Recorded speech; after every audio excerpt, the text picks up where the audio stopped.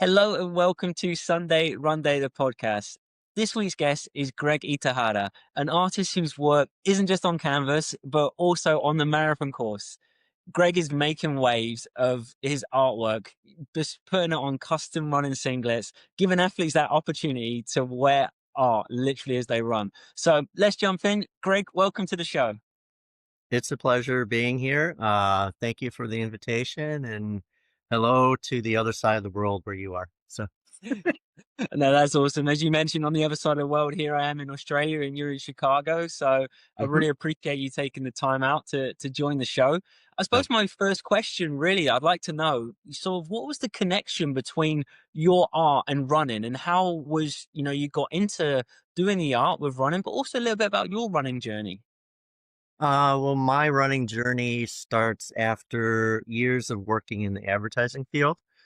A lot of late nights, a lot of really bad eating, drinking, lack of sleep, which I still have lack of sleep now, just because I'm a graphic designer and the creative mind is always working, but it really started after I left the big advertising world. I used to work at Leo Burnett in Chicago, downtown, on such accounts like Altoids, Marlboro, um, McDonald's, stuff like that. So um, once that rat race sort of started, I had my labs done and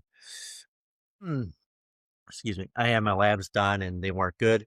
So I decided to start up running again. I used to do like track and cross country a little bit back in high school, but I figured, the quickest and cheapest way back then that I thought, before all these amazing super shoes and clothing Yeah. out, that was sort of like the best way for me to sort of get fit and get healthy again.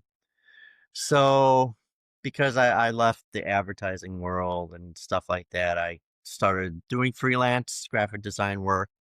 Um, and actually, a friend of mine suggested he saw on Facebook a competition for a finisher metal design and said, "Hey, you should enter this." It's one of those people submit, and it's almost like a popularity contest kind of vibe, the most votes, that's the winner. So uh, I was dabbling in running uh, graphic design uh, when I did quit the advertising world, just because, I love to combine passions, and running and art are two passions that, are really very therapeutic in a way.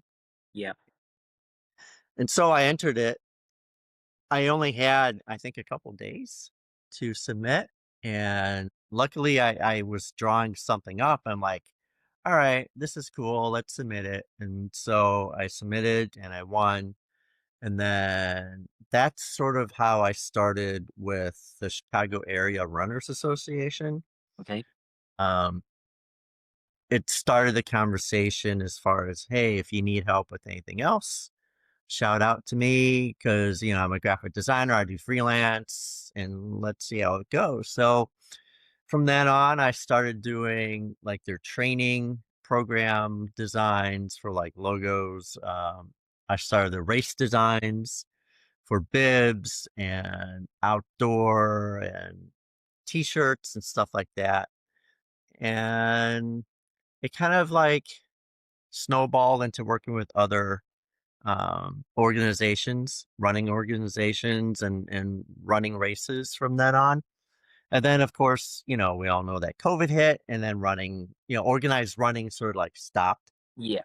So I'm a huge sneakerhead, and so I'm like, well, I have nothing else to do. Maybe I'll start watching YouTube videos on painting shoes and stuff. So just for fun, on Instagram, I would post shoes, like painted shoes and stuff. And then someone reached out to me and said, "Hey, can you do like a running top? Like, can you paint on a running top?" I'm like, "Huh, I'm game with that. Let's try it out." So So I did, and it kind of like snowballed from there as far as something that is very niche and just individualistic. Um, yeah, so that's sort of my long-winded story of how I in this space. No, thank you for sharing. And I think, yeah, as you say, it's what a journey is what you've been on from, you say, been on the marketing side on the rat race, want to get back into running from where you were at school into your track and running cross country, but then also trying to combine your passion. And I love that. I love that you've combined your passion for art with running. And as you Thank you. say, what you've gone into it is very, a niche market and something so unique. And I guess that will lead me on to sort of my next question, I guess, with that I think running is a bit of an art. How do you kind of see that connection between running and art? Running is definitely an art form. I mean, the human body is probably the most complicated, intricate um, piece of art that is on the face of the planet. You know, you have all the muscles and the neurons and your brain like making this thing move, which is your body, and almost like a working piece of art, like a sculpture. And not everybody has the same body. So everyone is sort of a one of one, custom made in this world. And I feel that we all sort of run for different reasons, whether if it's for charity, whether if it's for health, whether if it's for mental health, whether it's for just to sort of escape the everyday grind. For And I sure. feel because of that, each of us has a story, and art is a visual way of telling stories, of creating a almost like a talking point. It's sort of like when you see a painting or a photograph, we all have our own interpretation about Yes. it. And I feel that with the athletes that come to me for anything custom, that they want to tell their story. It's something very intimate to them. And I feel because when it comes to a marathon, at some point it becomes very mental. Like you have to break that wall, you have to block the pain. And I feel that if they're wearing something very intimate to them that means something, that I feel in a way it's kind of carrying them forward to the finish line. And that's something that you can't buy off the rack. And there's so many stories that are really touching. And it's like, yeah, I'd love to, interpret this onto a piece of fabric for people. So yeah, art and running is a definite connection between two types of, I feel, parts, things of art. So And I love what you touched on, as you say, like, all of us are different. We're all, a one of one. Like, I think that was such an amazing comment you made there. We kind of forget that sometimes. We're out there comparing ourselves to other right. people. We're not. We are one of one. We are ourselves, and we're doing it for ourselves. And like you say with the running stories, I'm 100% firm believer that we all have a story of why we run. And it can be many different things like you touched on. We have that story. And what I love what you're doing as well is being able to tell that story through art. And I agree what you said there is about people when they're running a marathon or they're running out on these events, it is a mental game that you're playing with yourself. But to have something so special and so meaningful that you've created and you're able to show their story through your art, I think that just add that real special feel to that event. Maybe it's you're running for, a loved one. Maybe you're running, as you say, for your mental health, you're running for fitness, whatever it is.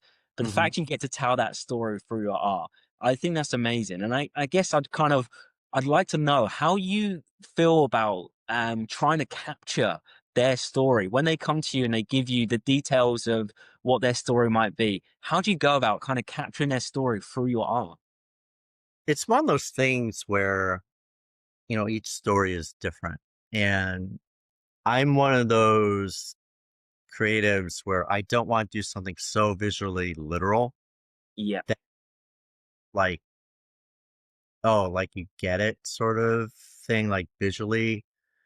I'd rather have it's almost like a blending between um capturing the feeling of what the person wants, but yet still encapsulating it visually so that when you do see it, it's not one of those, oh, wow, like it's like you drew something so, as I said, literal on it. Yeah. I want it to be something not only beautiful that goes with how the garment is constructed and made, Yeah. but also to encapsulate the emotions that people write to me about as far as what the meaning is behind it and just trying to go about it just a different way. Like if someone said, like, I got a request for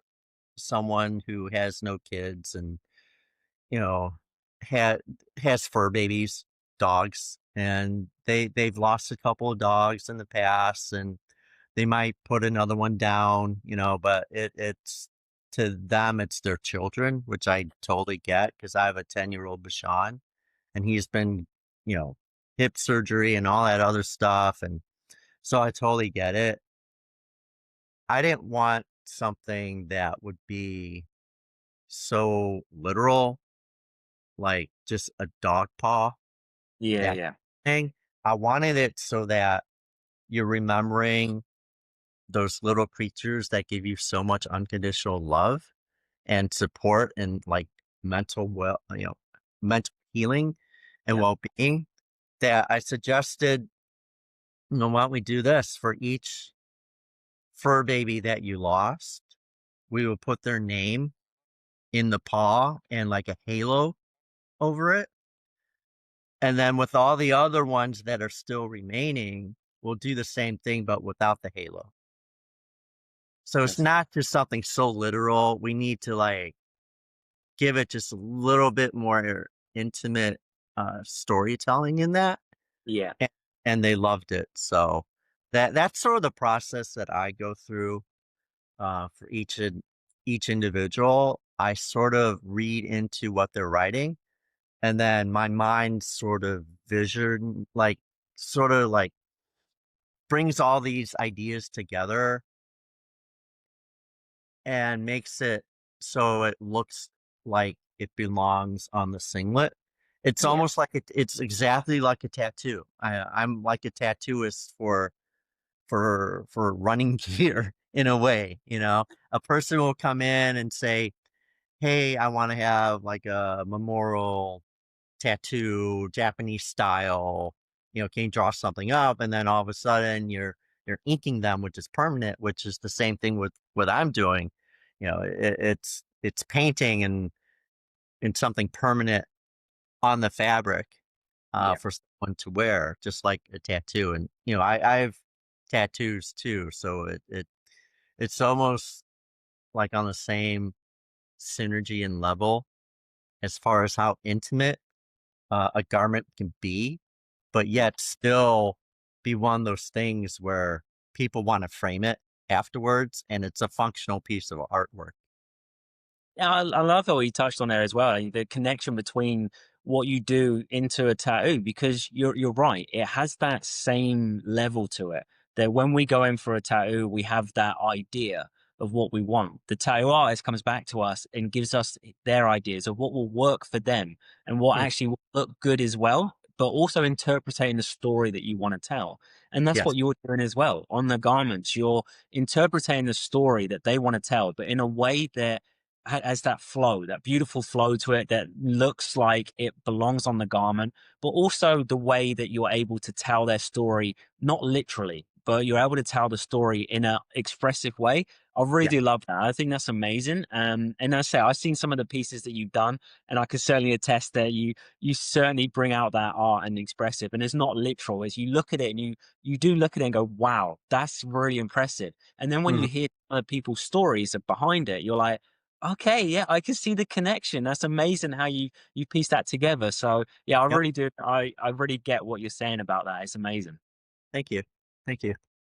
And also, I guess, like for you as well, I've seen recently with the Chicago Marathon, you've had Rabbit, where you were able to design some clothing for and garments for Rabbit. How was Mm. that process for you? Because I thought really when I seen it, I was like, I kind of see Chicago there. I definitely looked at it and I thought that's Chicago, and I've not been to Chicago, and I only know about Chicago for like most Mhm. people the internet or from films, movies you watch. And I looked Mm. at it, I thought, wow, you've really brought out what I thought of Chicago. How was that?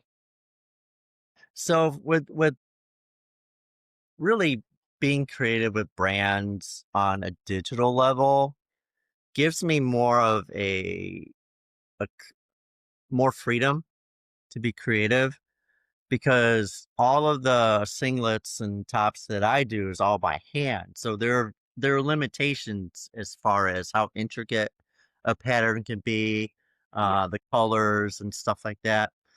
But I always said um, when I was doing graphic design in like the big scope of advertising land that if it's a good idea, it's going to translate to no matter what format it is. So if you have a print ad or a concept for a print ad, it's going to translate to a poster. It's going to translate to a t-shirt. It's going to translate to, social media, whatever, and stuff like that. So working with brands like Rabbit, I feel that they trust my gut and my instinct. And I'm one of those people that I don't really follow trends at all.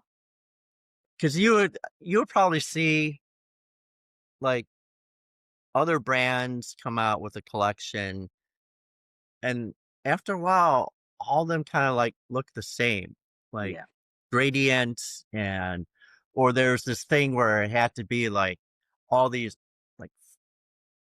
like topography rings and stuff like that. And I'm one of those um people that I want to experiment and I want to really create what's called a creative brief and really get to the heart of what the creative is going to be and what the story is instead of what I call creating wallpaper art, something that just looks cool but has no meaning behind it. yeah, And I feel that in any spectrum, being trendy is always, it's the bottom line. You want to sell as many units that you want. But within that, if you're being trendy and you're doing what everyone else is, like the forecast for like next year is, these are the colors and this is blah, blah, blah. Of course, you're going to have the same look that everyone else has. The thing with the rabbit one, which was so amazing, was I totally believed in the creative and the storytelling behind it just because of the history of Chicago. And it's part of Chicago that, you know, people really don't think of, Art Deco, yeah, speak, it's out there. People get it, but no one has really ever capitalized on that graphically. And I felt that that is so refreshing. And even the color palette is so different. When you yeah, think of Chicago, you think of the Chicago flag colors like baby blue and red and white. yeah, I wanted something totally different. And the amazing part is that local Chicagoans, when I did do a signing at the booth at the expo, they would come up to me and said, "You captured where we live. You totally took it to the next level as far as creating something not only beautiful, but also something that is a piece of Chicago history," which I feel that whenever you're training for 18 weeks or however long for a marathon, and especially a destination and a world major marathon, you want to bring something back that's tangible. People want something to have that they could touch and feel and hold, and to also show off to their friends and stuff like For that. sure. And I don't want to do things that look touristy. I don't want something that kind of resembles something you would get at like your local tourist shop, you know? I want something that's not only elegant, but also something that is a talking point also. So if another runner comes up to you and says, "Wow, did you run Chicago?" or, "That singlet is so cool and different," then it's sort of like, almost building your own community in a Yeah. way. And I feel like within running, community is like a huge thing, whether if it's running groups or gatherings, stuff like that. Like people want to be connected in some way to something where they feel like they belong, even Yeah. though running, ironically, is a very individualistic sport. So, yeah, building with brands and creating things with whoever the brand is, they've always given me the freedom to express and to create things that I feel would be not only relevant to their DNA, but also relevant to where they want to sell and promote um, their brand for whichever race or location or whatever. So, And look, as you've touched on so many amazing things in that segment, and I love it. Like touched on the fact that people are coming up to you and looking at your design, and you said the colorway and everything that you've done for Chicago, and people to actually say like you've captured where we live. That must be such a cool moment as well for you to think that I've done something that I wanted to do and work in collaboration, and we've got something out there, a piece of art that is not like anything else. And that's also the amazing thing because, as you say, it's what we want, right? If we go back and we're, especially a world major that we've gone on for a run, and we go back home to our running clubs or to our gyms or out for our runs, and people see it, it is a head turner. It is that conversational one as well. It's like, hey, you ran exactly. Chicago. That's amazing. And that must have been really cool for you to get that feedback as well, to think that you hit the mark on the rabbit singlet for sure. It really is. It's one of those things where being an artist and a designer is very um it's very like one person. It's very I can't find the word, which is weird. Like it like I'm just by myself. Yeah. So and with my ideas and what I feel like would be very cool. And especially with like my customs, once I finish it and I mail it, I don't see their reactions. It's very rare that I see them actually opening it Yeah. and saying like what they think of it now that it's very tangible in their hands. So anytime I get the opportunity to talk to people that, like yourself or whoever that really enjoy the art and the storytelling that I do is always a plus for me, not only as an artist, but also as just a human being to know that not only am I making a difference in people's lives, but also that I'm just doing something that I love and that people love it too. So And that's the thing, you're doing something that you're inspiring other people as well through your art. And I love that because you say you're bringing that connection from someone's story and you're telling their story through your art, but also you're inspiring them. And as you say, unfortunately for you, sometimes you don't get that opportunity to be there when someone finally opens it and looks at it and feels it, touches it, and be like,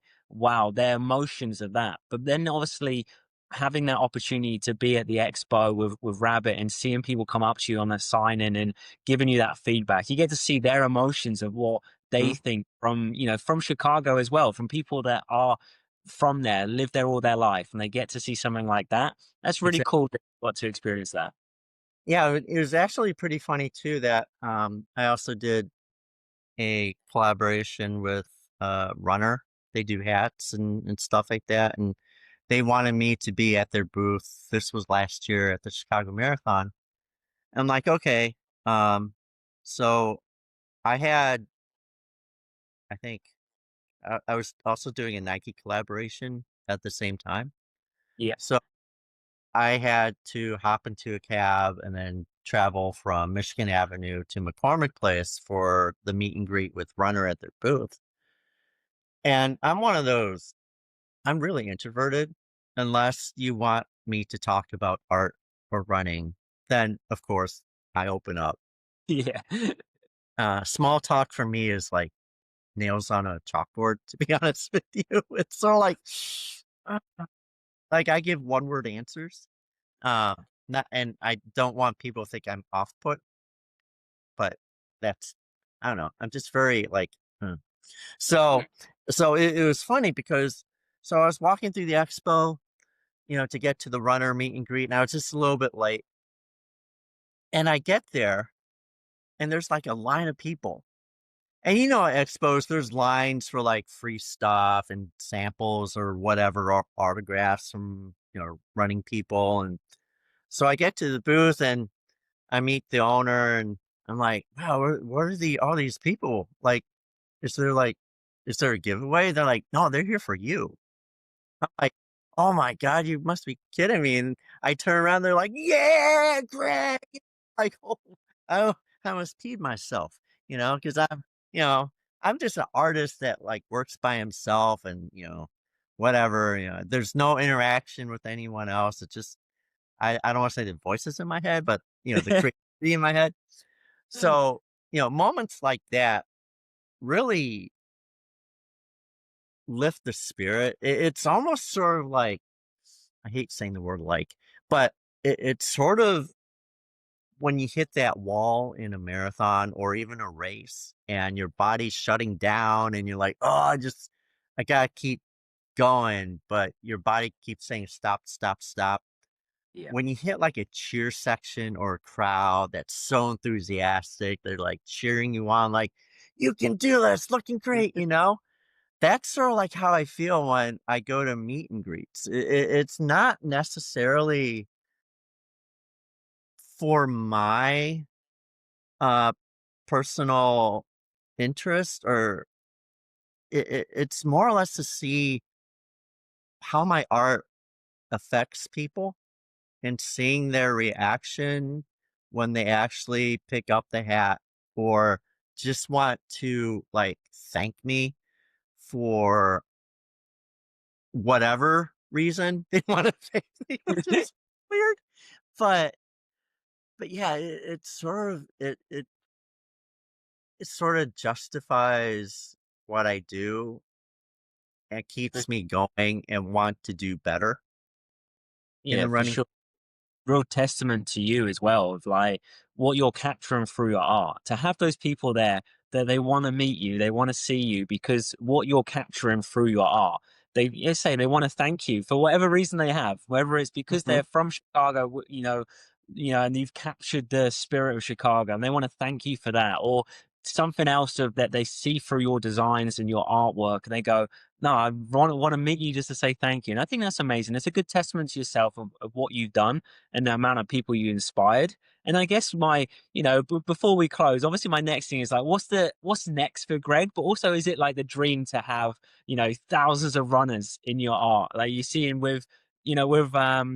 Rabbit, you had many people purchase those items. Is it something you Mhm. want to see on a big scale, or you really like the fact that you're very customized and like to keep it to your real true art?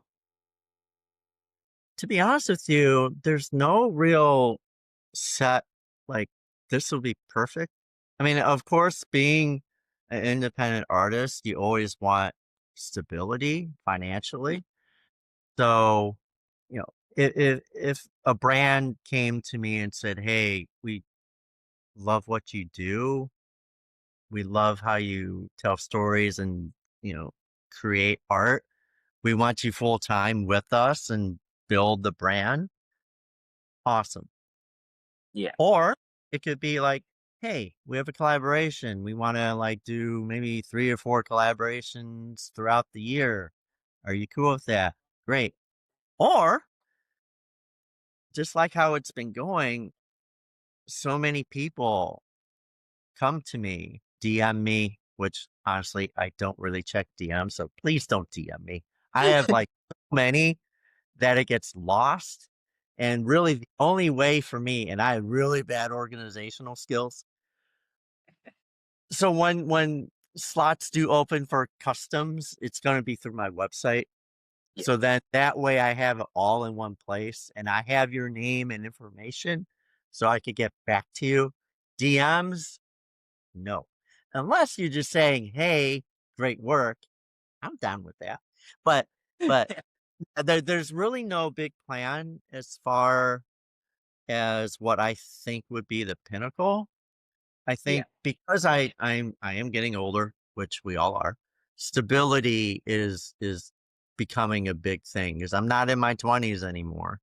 That you know I could like bounce all over the place and stuff like that. So yeah, stability would be like the first and foremost thing in a Yeah. way. Then yeah, I just love doing cool stuff no matter what it is. So No, if that's you continue it, that's awesome. yeah, and you've been doing some amazing stuff. Like, I suppose just before I wrap up, my last question is, and it's probably the most difficult one out of everything I've asked, is there a specific artwork that for you meant more to you? Was it that, the story behind it, or was it generally just that what you done and what you put there on the singlet was like, yeah, that was the one that was meant the most to me? It it's sort of like asking who's your favorite kid. I Yeah. really can't pinpoint anything in particular because each story is different. I mean, you could have I've had stories where you know it's in remembrance of a grandparent or someone lost a kid or someone very somber moments where they're using it to celebrate in a way, like celebrate life.